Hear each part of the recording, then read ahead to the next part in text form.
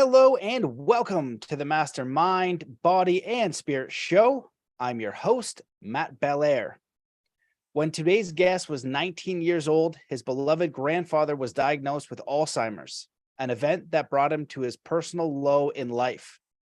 It was during this time that he turned his pain into his purpose and launched Lokai, the iconic bracelet that holds water from Mount Everest and mud from the Dead Sea to inspire wearers to stay humble and hopeful through life's inevitable highs and lows. Lokai has sold over 10 million bracelets globally and has donated over 9 million to charity as part of its 10% of profits to charity pledge. He currently serves as the youngest member on the national board of the Make-A-Wish Foundation and was named to the Forbes 30 Under 30. Welcome to the show, Steven Izen. Matt, thank you so much for having me. Man, I'm excited to do this show. Welcome. I didn't ask you at the beginning. Am I pronouncing it right? That's how I say it in my brain. Is that how you pronounce it too? Yeah, Lokai, you said it right. Okay, good. Cool, man. Well, I'm stoked to have you on the show. You have an interesting background. You've done a lot of good already. You got named to 30 Under 30, which is very impressive. So you're doing a lot of great charity work, and your mission and your purpose is really beautiful. So why don't you just introduce yourself to the audience and just tell them a little bit about your story? Yeah, thanks, Matt. So, like you said, when I was 19, my grandfather was diagnosed with Alzheimer's, which brought me to a personal low in life. And, that got me thinking about how everyone has highs and lows. It doesn't matter your age, demographic, income level. We all have them. And so I said, okay, well, what are the highest and lowest points on Earth? Mount Everest and the Dead Sea. And what if I took elements from those two places and incorporated them into a product that people could wear every day as a reminder to find balance in life? I told the idea to my father, and he said, that's a great idea, but everyone has great ideas. Now go execute it. That's the hard part. And so, I worked on it for 3 years while I was in college, and then launched Lokai June 4th, 2013. So yesterday was actually our 10th birthday. Congratulations. Amazing. Thank you. Yeah, man. Well, that's incredible. You've experienced a lot of success with this company, and you're, I would say, a very successful entrepreneur. And I know you know a lot about that. How did you go about combining the purpose piece with the business piece? I think that's where people really struggle when they want to get into entrepreneurship. They want to do something with meaning, which I think you've done, and it's really amazing. And then entrepreneurship can be a battle, right? It's like, you want to be successful, you want to be able to pay the bills. And so what did you learn in your process, and what do you recommend to people who are trying to navigate those two worlds? That's an amazing question. I think as a 19-year-old, right, this idea was all purpose. And we hear the word purpose thrown out all over the place these days. But for me, it was truly like the heartbreaking news and experience of my grandfather that drove me to build this company. And I would have ran through brick walls back in the day to be successful, because all I cared about was that story, him, and why I was doing it. And so I think when you talk about being an entrepreneur and the market and the number side of things and purpose, they go hand in hand. Like, I definitely got lucky, right? I created a product in an industry, the jewelry category, that was big enough to build a sizable brand and company, right? You can't have a ton of purpose, but then come up with an idea for a product that is so niche that even if you sold to every customer, it'd still only have 1,000 customers, And so as I've gotten more experienced, I've learned that you really need to build companies that have a total addressable market, so market size that is large enough to build within. But then it needs to be driven by a purpose, why you're doing what you're doing. And I've just found and watched entrepreneurs over the years, if you don't have that purpose, it's too easy to quit. Being an entrepreneur is definitely not the easiest way to make money. And it is definitely a crazy roller coaster, no matter how successful your company ends up being. And I think if you don't have a purpose and a why, you'll end up quitting before you reach that success. Yeah, I think that's really great feedback. And you nailed it right away when you said I would have ran through brick walls to make this successful. And I feel like that's what's necessary, because if you don't have the purpose piece to your why lined up, then whatever roadblock you hit is going to be enough to throw you off. But if there's nothing that will deter you, if it's so aligned with who you are and what matters to you, then it's just another obstacle that you're going to overcome. And so when we put money first, it can be pretty tough to endure those challenges, right? You're like, I'm going to do this business because I think it's going to make me money. And then you hit a few roadblocks and you don't get that. And then you're like, well, now I'm going to quit because it's not making me money. And so, within your business too, you've really integrated giving. And when you consult or you talk to entrepreneurs, do you really encourage that as a part of their business? Yeah, I watched my mom. My mom always gave back to others, gave back to the community, gave back to me and my sister. And so for me, giving back has always been such an important part of who I am and the businesses that I wanted to start. And so from day one, giving back was a seed that grew with the company. You know, for other entrepreneurs, I ask them, why are they giving? Is it because that you think that the marketing message of giving back is going to sell more of your product and make you more money? Or are you giving back because it's truly aligned with the company and your mission and why you do what you do?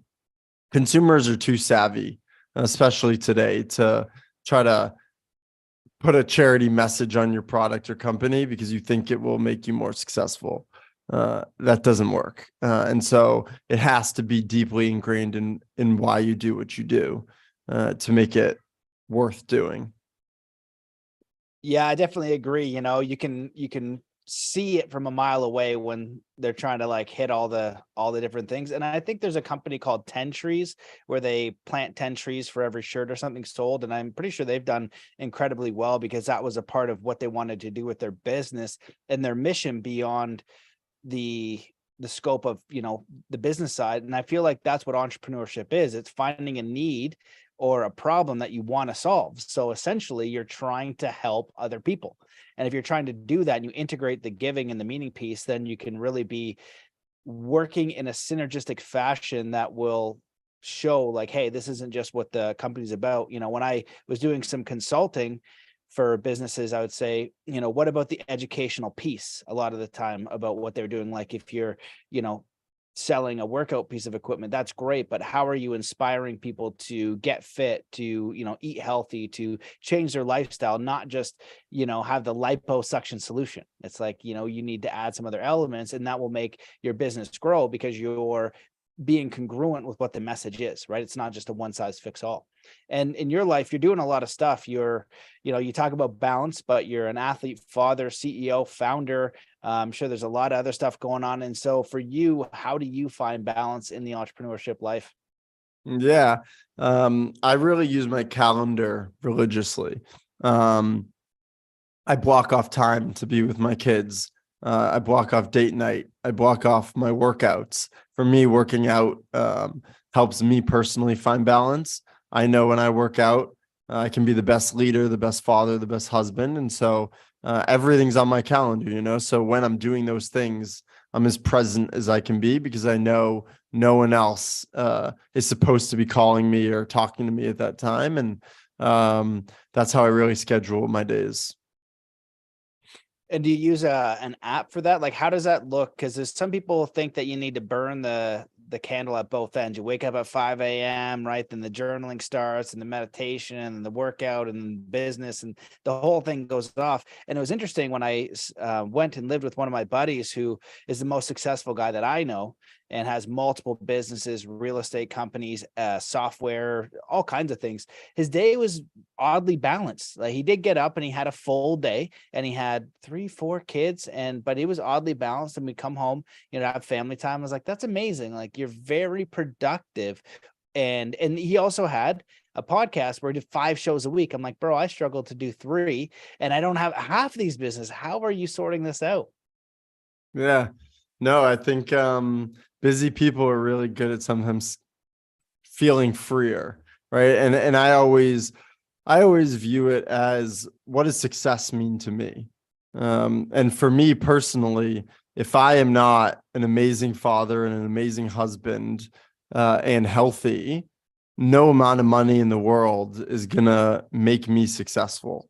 So I prioritize my life in that way, by putting my family first, my health first, and the rest of the time work. And yeah, I'm so against burning the candle at both ends, right? I view entrepreneurship as a career, not a company. And what I mean by that is, I'll be an entrepreneur for the next 50 years. At least I hope. And that means that I have to wake up every day and do something that's sustainable that I can do for the next 50 years, And if you're not sleeping and you're waking up at 5 a.m. and then you're going out at night and not going to sleep till 2 a.m, like, you can't do that for years and years and years. You could do it for a week, maybe a month, So I prioritize my sleep. It's a very, very important thing to me. I make sure to get at least 7.5, 8 hours a night.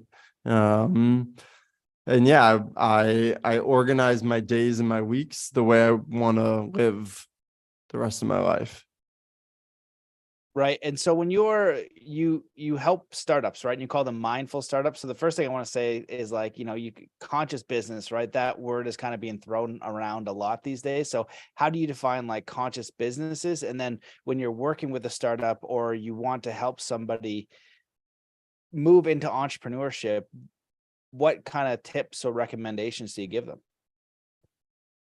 Yeah, I always believe that you can give back and make money at the same time. I don't think you have to make money and then give back later. And so that's why I've always believed in companies that have a bigger purpose and make the world a better place. And I think the biggest tip is stay focused. I think a double-edged sword of being an entrepreneur is, you're so creative, you have so many ideas, you want to build so many things, and you start a company, and then it is very easy to get tired or get bored of the one thing that you're doing. And then, oh, I want to make these other 5 products, or I want to do this other thing also on the side. And what I've learned over time is, the more successful people stay hyper focused on exactly what they know is driving the success and growth of their company. And I think that's, to your story about your friend who's very successful but lives a balanced life.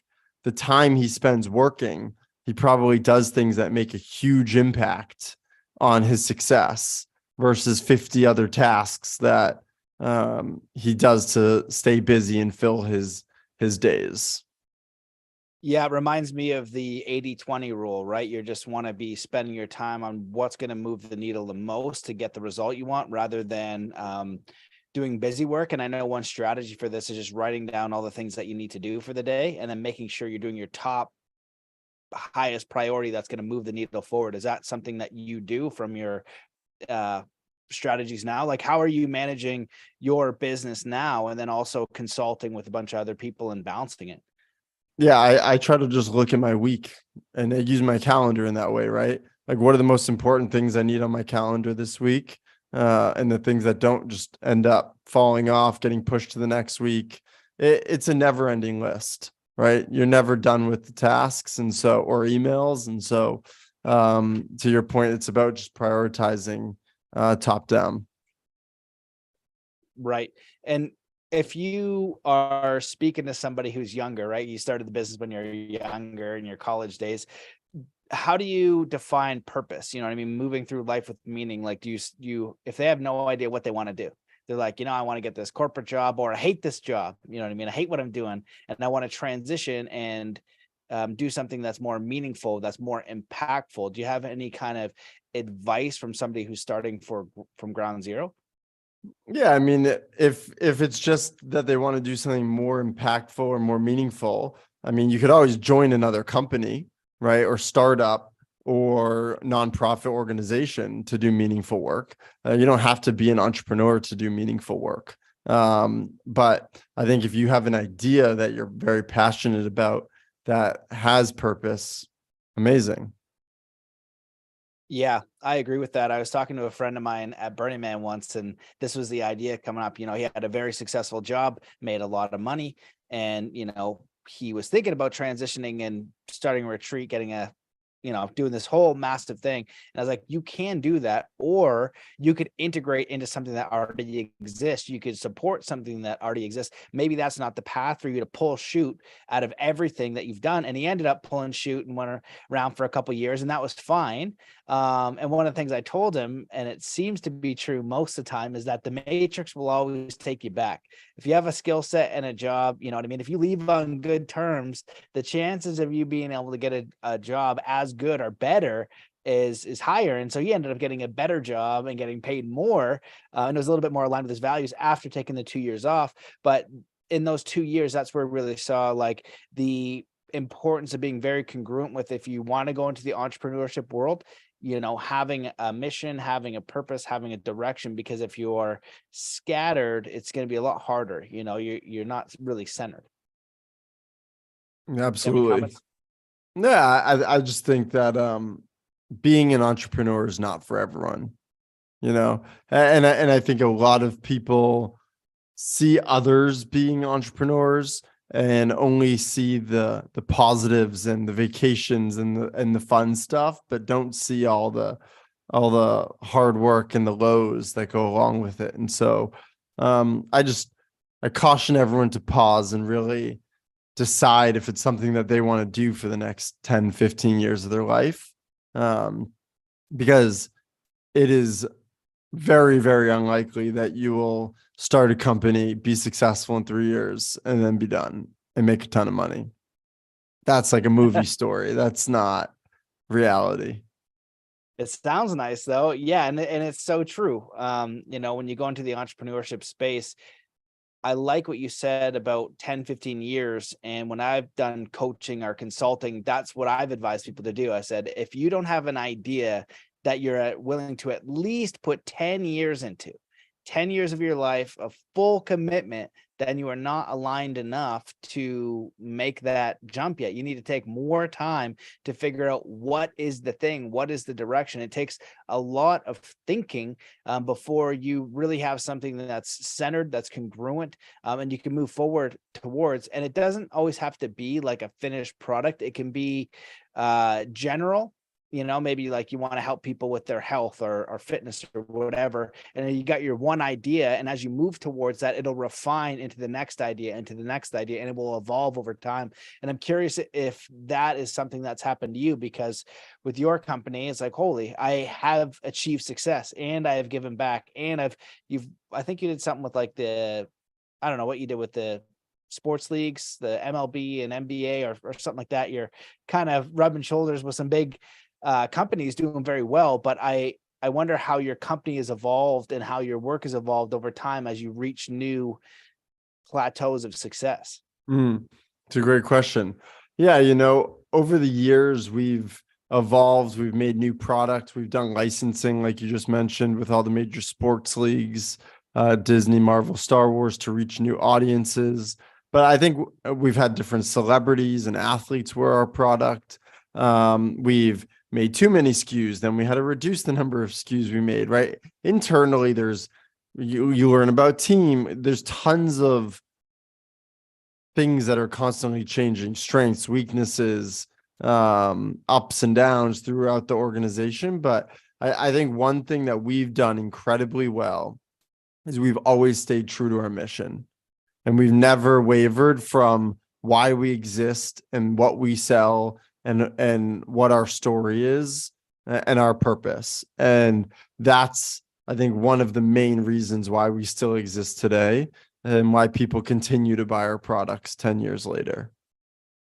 Yeah, man, I love that. And I feel like it's so important to have that alignment, right? Because it's something that you want to continue to move forward as long and as far as you can. And the more aligned that can be, the more you're going to be just experiencing success and not succumbing to failure, because even when you're at a quote unquote successful level, you're going to experience challenges and setbacks and losses, and you have to adapt to those, and you have to have the willpower, the mental energy, all those things to overcome that and then go to that next level. And I'm curious with you, I know when we started chatting, you're a father. I don't know how recent that is. Did that change your perspective around entrepreneurship or life or the way you do business or anything else? Yeah, I have two kids, a 4-year-old and a 2.5-year-old, both little boys. And I think the biggest change for me having kids was being present. I was always and still am someone who lives in the future. I would say, thinking about what's the business going to do, where are we going to go, what's going to happen in the next year, planning everything out. But when you have kids, all they want to do is be present with you. And being present has always been a struggle for me. And so I've really focused on being more present with my kids, more present in the meeting that I'm in. And so I would say that would be the biggest shift in mentality that I've had since having kids. That's beautiful. Well, I know exactly what you mean. My mom is the best at it. Actually, she can sit with my daughter for, all day, the whole day, and not break attention. And for me, it's about 2 hours of a game that evolves into like 40 different ways. I'm like, my brain can't handle this much direct attention now. I need a Yeah. break. Is that you have to be 100% completely evolved, or she'll be on my case for not doing it. And it's more beautiful to be involved, and you realize that there is a quality to presence. Yes. And if you can bring that quality of presence into other areas, it benefits your life. If you're there, you may as well be present, right? Absolutely. And most people go around the day, I think they go to a meeting, they go to work, and they're always thinking about where else they could be rather than exactly where they are, which can be just an odd thing to do. Yeah. It's very true. And so for you right now, what are some of the things that you're working on? What are some of the things that you're building or excited about? Good question. Well, about 3 years ago, we said, okay, we're Lokai. And now I'm talking out of both sides of my mouth because earlier I told you to stay focused. But about 3 years ago, we said we're Lokai. We're a brand about inspiring people to find balance in their life. What other products can we make that deliver on that promise? And we learned about adaptogens and how in high enough doses, they have functional benefits that literally balance your cortisol levels. Adaptogens are a class of plant that have those benefits. And so we said, okay, let's make some formulas that are clinically driven and test them. And so we made an energy formula, a focus formula, a calm formula, and a sleep formula. And we realized people really loved them. We had a lot of work to do on the taste and the packaging and the company itself. But we launched a sister company to Lokai called Elements of Balance. And we make those 4 products in a ready to drink format and also a supplement format. And have gotten amazing feedback so far. Amazing. Good for you. So now you're in the beverage game, which I know can be a whole interesting world. I have a good friend, Lloyd Arbor, who does some incredible juices, and he does one called Sick Day, which is phenomenal. But to learn the ins and outs of his business and getting them in the stores and all the things that goes with it, it's incredibly challenging.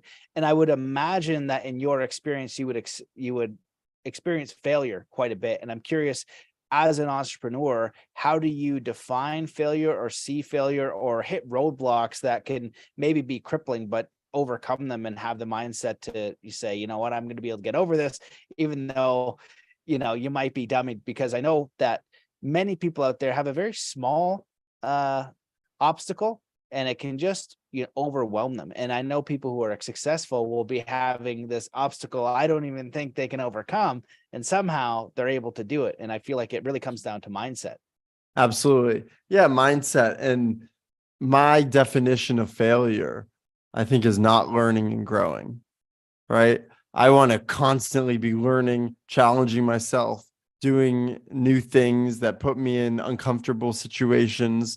For me, not doing that is failure. And I would say the beverage industry is not for the faint of heart. It is incredibly challenging, but it has taught me so much about so many different aspects of business that I didn't have to deal with Lokai, right? Fundraising, sales, the volume game and distribution of products that retail for just a couple dollars. So yeah, it's a totally new world, and it has been quite a challenge, but I'm enjoying learning and testing myself every day. I just had a question coming to mind that kind of goes backtrack, but when you get the water from Everest, how exactly do you get that water? Because I trekked it, this mountain almost killed me, and I went to Gokuri and there was a big lake there, and I'm curious if that is the water you get it from or how you source it. Yeah, so I'll tell you the story. So when I came up with the idea, I was like, how am I going to get these two elements? The mud was a lot easier to get, the mud from the Dead Sea, because they make a lot of beauty products out of mud from the Dead Sea, face masks and other items. And so we were able to find a wholesaler and get that no problem. I was calling any number in Nepal that I could get a hold of. And I eventually got connected to a climbing group, right? So I don't know about you, but if someone wanted to go climb Mount Everest, right, they have to go with a guide and a team of Sherpas. And so we employ a team of Sherpas to go up base camp, collect the water. They bring it in like those 5-gallon jugs, the blue jugs, bring it down, and it gets trucked right to our factory, straight from the mountain. Amazing. Yeah, that's amazing, because that trek is nuts, and it's incredible because they are so small. They're only about 5 feet, most of them. And they are carrying my heavy bag, and I've seen them carry the tourist bag. So I'm trekking up normally, and I've got a small backpack on, and I see all these Sherpas with massive bags on because they're short, and the tourists always have these huge bags, and they're going up no problem. So carrying water down is one of the most challenging, weighted, and it sways you too. So yeah, it's crazy. We have some videos of it. We've posted on YouTube. Did you go to the summit? No, so when I went there, I was teaching English in Nepal, and I was like, oh, they asked me if I was trekking Mount Everest. I was like, oh yeah. So I realized I could get to base camp, but if I wanted to summit, then it was a lot more time and a lot more money, and I was squeezing it in before a lot of other travel. So I was able to get to base camp, but the summit is a whole, that's serious business, you know. So I did the lightweight version, I think. Nice. Yeah, I would go to the base camp. I don't like the cold too much. And so for me, I don't know. I don't need to go to the summit. You can go in the summer. It's still pretty cold up there. Yeah, if you go to the summit, you're going to be cold. I think so. Yeah. Yeah. Yeah. And so with Lokai, do you have any other aspirations for the company? Is it to continue to promote balance around the world, and how are the other ways you do that? So you have the bracelets, but I'm curious if you do it in any other avenues. Yeah, we're all about inspiring people to live a balanced life and give back. You know, I think that one of the best ways to find balance is to give back, right?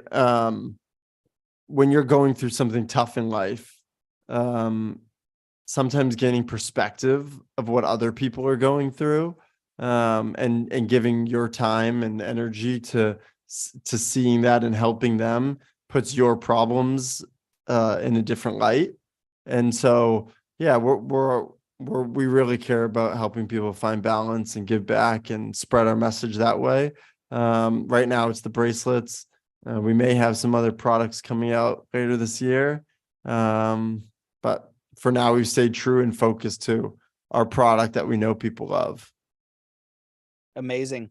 And with your work with Make-A-Wish Foundation, what inspired you to do that? And how do you work with them to, you know, create these experiences with the kids? Do you have any input in that, or do you just kind of like get it? I don't know how that works over there. I just know that they get to make a wish and then bam. Yeah. So Make-A-Wish gives wishes, life-changing wishes to children with critical illnesses.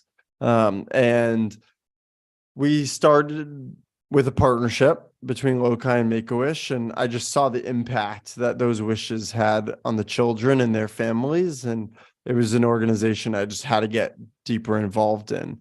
And yeah, like it's pretty amazing to see the types of wishes that these kids come up with. You know, they're they're amazing, and to see the impact. I would say the impact of the wish is not necessarily the moment that the wish is happening. The impact of the wish happens before, when it gives hope and something to look forward to while they're going through all of their treatment. And then after, the stories they talk about, and just how families talk about, yeah, for that week when I went to Hawaii, or when we did this, we didn't have to think about the illness or the sickness or what we were going through. And we just got to be a family and be present together. And there's families that I've interacted with on wishes who I still talk to today. And they live back their wish like it was yesterday and it was 8 years ago, you know? So it really does change people's lives. There are even amazing stories of wish kids who grow up to go into the career that their wish was in, which is amazing. That's beautiful. Can you tell us like one of the examples? Because I feel like kids have such an amazing imagination, and I remember it dawning on me that Disney World for a kid would be like, oh man, it'd be like seeing these people in real life. It would blow your mind, you know, if all these characters, you know, from the television are actually real. It would just be the most profound experience for a little one. So I'm curious if you recall some interesting wishes. Yeah, for sure. There's a lot that go to Disney, but some of the like really interesting ones. There's a story of a kid who just wanted to go to New York City and ride the elevators. And so yeah, that was his wish. And so what Make-A-Wish did, which was unbelievably creative, is they went to a building, and on every floor they asked the company to have a different theme and throw a different party. And so the kids spent the day going up one floor at a time, and each floor he got off, there was a different company with a whole nother theme that they were doing for him. Other ones are they built Fenway Park in a kid's backyard, a mini Fenway Park in a kid's backyard, who loved to play baseball, but he couldn't travel. And then there's a lot of celebrity and athlete wishes as well. Cam Newton's done some amazing wishes. Yeah, I think one kid wanted to like have a pool filled with ice cream. I don't think they did that one because it's a bit crazy, but yeah, the wishes are creative and amazing. That's awesome. And you use the word hope, and I feel like in a Make-A-Wish, it's very important. But I also think in real life, it comes up for adults, you know, younger adults. When you're going into entrepreneurship, you hope that it works out. When you're facing a challenge, you have a hope that you'll feel better. And I'm curious, in your life, have you had any mentors or anybody kind of support you or share like how to get through those tough times? It's a good question.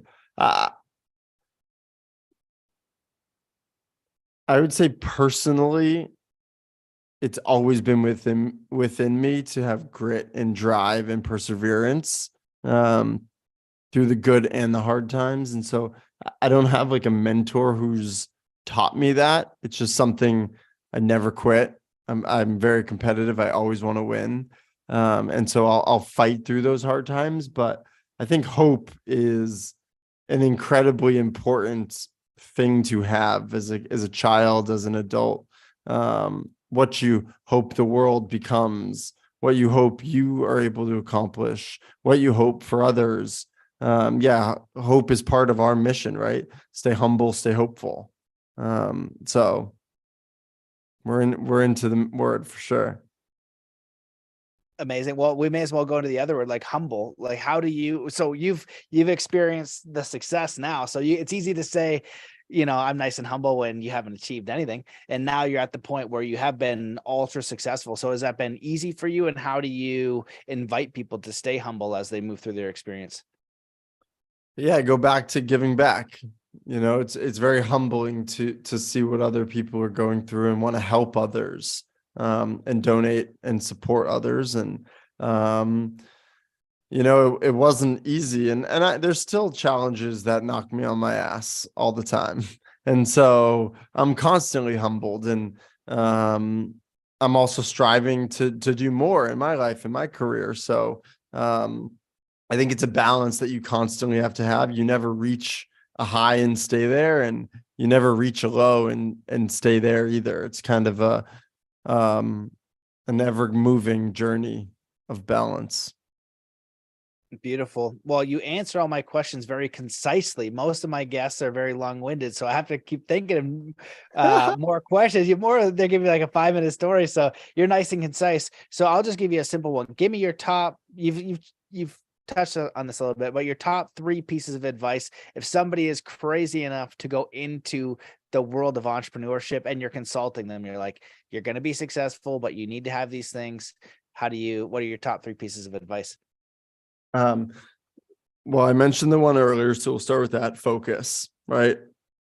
Understand the value proposition of your product or your service, focus on that, and figure out how to continue to grow that and do that better.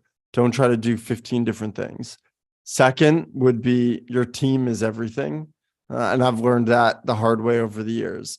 At the beginning, I always micromanaged people and thought that I could do everyone's job better than them. And I've learned you got to hire great people that you think can do their job better than you could do it, and then let them run with it, and give them that space to grow and be successful on their own, and almost be a mini entrepreneur in their own career path within your company. So the right people and the importance of your team. And I would say third is you gotta find a way to take the emotion out of the operations of the business. And this is actually a lesson that I learned from the Make-A-Wish board. You give and you get, and being on that board has taught me so much more than I could ever have asked for. And a lot of the people on the Make-A-Wish board are executive operators, right? CFO of Netflix, as the CEO of Disney. They're kind of big players. And something that I learned from them was they're all incredibly emotional about the mission, right? Why are we doing what we're doing? Putting the kids first at Make-A-Wish, making sure that wish granting is the number one priority always, and being very emotional about that, but then being incredibly unemotional about all the business decisions that have to go on within the company to drive that mission forward. And I used to get emotional, right? Good news, get super excited. Bad news, be down and out for the day. And over time, I've learned that being emotional about how well or bad you're doing or what happens within the day isn't going to make the company more or less successful, right? It's the decisions that you make on how you react to what is going on that will fix your problem or change something. And so I've really learned to be unemotional about internal business decisions, because the emotions just kind of cloud the judgment. Yeah, I think that's great advice. It reminds me a little bit of a Stoic mindset, and it also reminds me a little bit of a Zen mindset. One of the ways I've heard enlightenment put was that if you're enlightened, whether you receive bad news or good news, you react the same. It's the same thing. And it sounds like you've applied that a little bit to your business.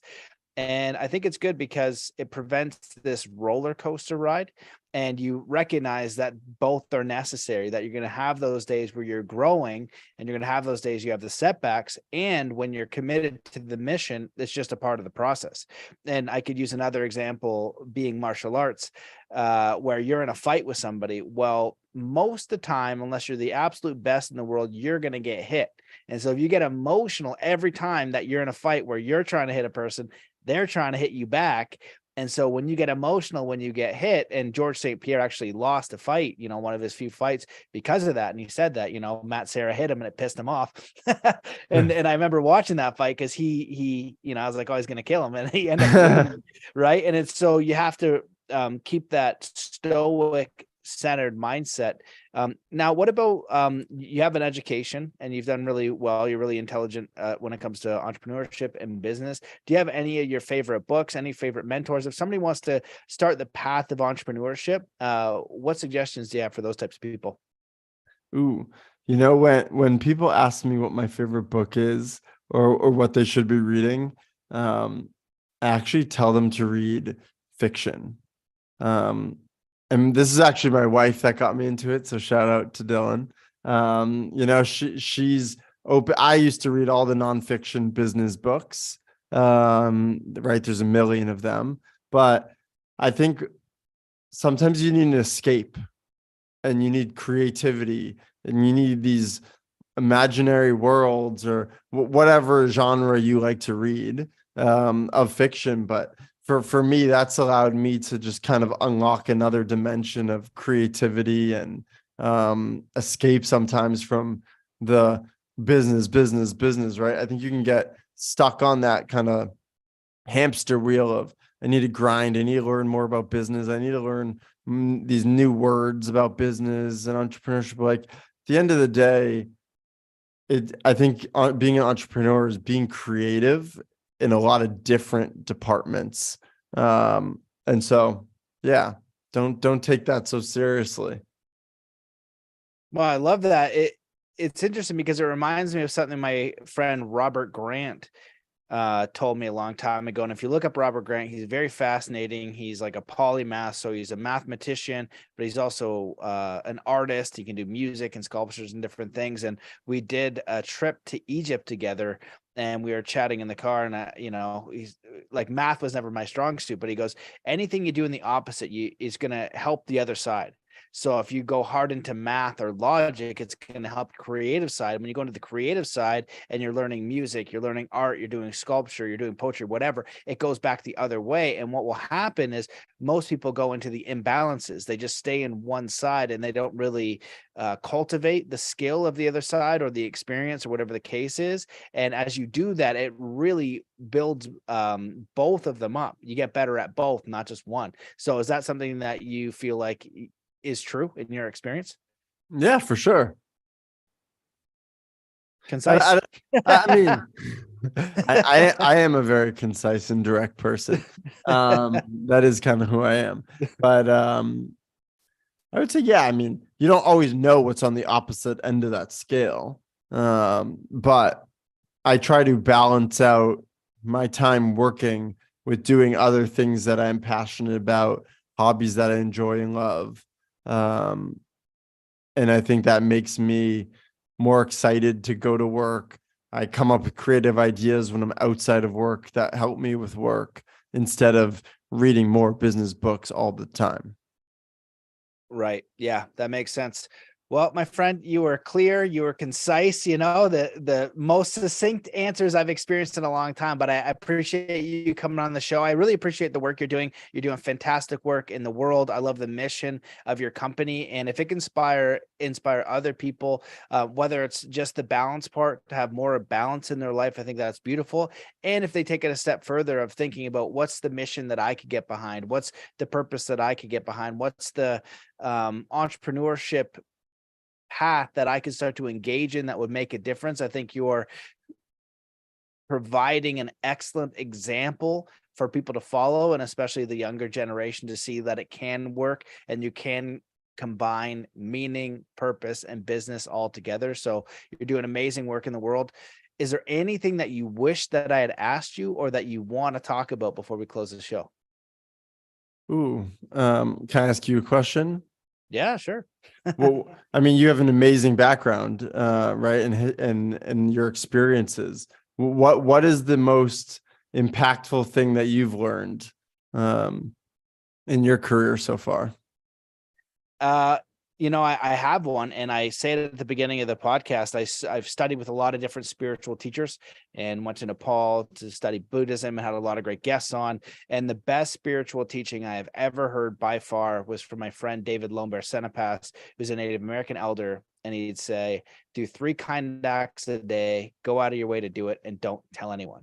And what it does is really put spirituality, good intentions, all of those things, and it puts it into action. That's each and every day without the expectation. And now you're taking all of these, I think good intentions and spiritual ideas, but you're bringing them into the world. And for me, that's been the most simple and most profound teaching that I've experienced. I love that. Thank you for sharing. I'm going to start that tomorrow. Yeah, and I used to, when he first said it to me, I was like, well, okay, I know pay it forward, right? I was like, pay it forward makes sense. So get a coffee, grab the guy behind you, whatever, something like that. And I was like, well, what else can I do? I mean, if I'm going to do 3 kind acts a day, I'm gonna have to be going around and doing all these different find homeless people or whatever the case is. But over time, what I learned is listening is an act of kindness. True listening, even if it's to your partner, to your daughter, to your or sons, or to your cousins, or to your family, whatever. Active listening is a gift. Most people do not know how to actively listen. And the other one was getting people's names. And it was interesting because of COVID, everyone was wearing the masks, right? And so getting someone's name, whether it's at the restaurant or going through the grocery store line or whatever, it's a meaningful interaction. It takes away from this like robotic world that we're going to. And then when we had the masks in there, it was even worse. We were even more disconnected, right? It's like, here, I'm bringing in your groceries, but it's not 2 people that are interacting for that moment. You know what I mean? And so when I started to do that with all my interactions, to acknowledge the person in front of me, you'd see sometimes, not always, but most of the time, a little smile. And sometimes, because I guess the society is so jaded, I've had people where they are nervous of me asking them. It's like I'm going to get them in trouble. And I was like, no, I might be coming here for groceries next week. Now I know who you are. You're a human being. And so it's a very simple act of kindness. And I think it just shows that simple things can be beautiful and more profound and more helpful than we think. I love that. Thank you, Matt. My pleasure, man. Well, thanks for coming on the show. So if people want to follow you, where do they go? If they want to get a bracelet, if they want to follow some of your work, where should they go? Yeah, the website's lokai.com, LOKAI.com. And you can find me on Instagram at Steven Izen. Feel free to send me a DM. I'll respond to you. That's it. Awesome, man. Well, thanks for coming on the show. All right, Matt. Have a good one. Okay, take care. Thanks everybody for listening. See you in the next one.